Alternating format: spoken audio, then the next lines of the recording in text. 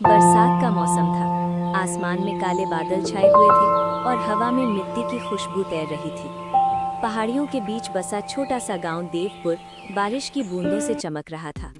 गांव के बीचों बीच एक पुराना बरगद का पेड़ था, जिसके नीचे लोग शाम को बैठकर बातें किया करते थे।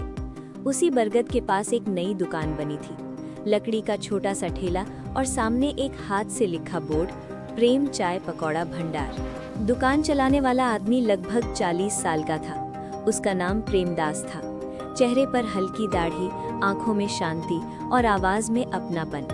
गांव के लोग उसे ज्यादा नहीं जानते थे, क्योंकि वो कुछ ही दिन पहले यहाँ आया था। सुबह सुबह प्रेमदास चूल्हा जला रहा था। तेल की कढ़ाई चढ़ी हुई थी और दूध उबलने लगा था।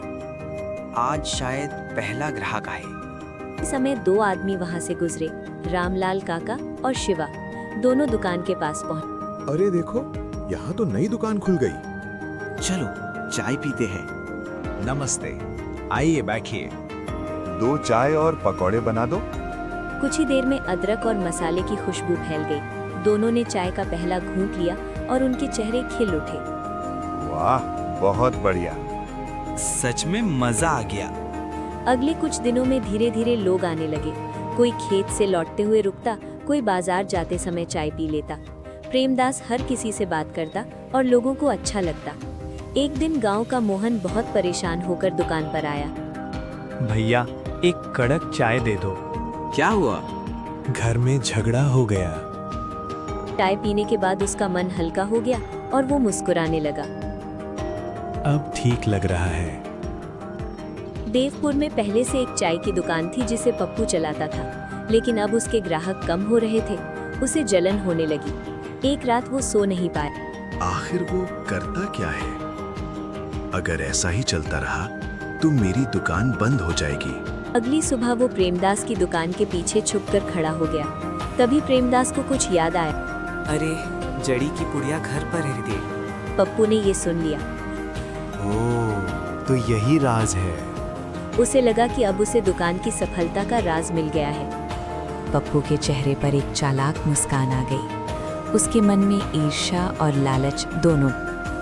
वो सीधे बाजार पहुंचा और एक बूढ़े वैद्य के पास गया। बाबा, ऐसी कोई जड़ी है जिससे आदमी खुश हो जाए? वैद्य ने उसे गौर से देखा। क्यों चाहिए?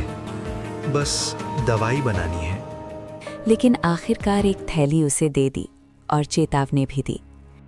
ज्यादा मत डालना, नुकसान भी हो सकता है। अब देखता हूँ वो प्रेमदास कैसे टक्कर देता है। पप्पू ने चेतावनी को गंभीरता से नहीं लिया। दोपहर को उसने अपनी दुकान खोली, दूध चढ़ाया। दूध उबल गया, चाय पत्ती भी है, बस जड़ी ले आता हूँ। जड़ी का बड़ा हिस्सा उसमें डाल दिया, फिर पकौड़े के घोल में भी मिला दिया। उसके चेहरे पर घमंड साफ दिख रहा था। कुछ देर बाद 3 मजदूर उसकी दुकान पर आए। पप्पू, 3 चाय और पकौड़े देना।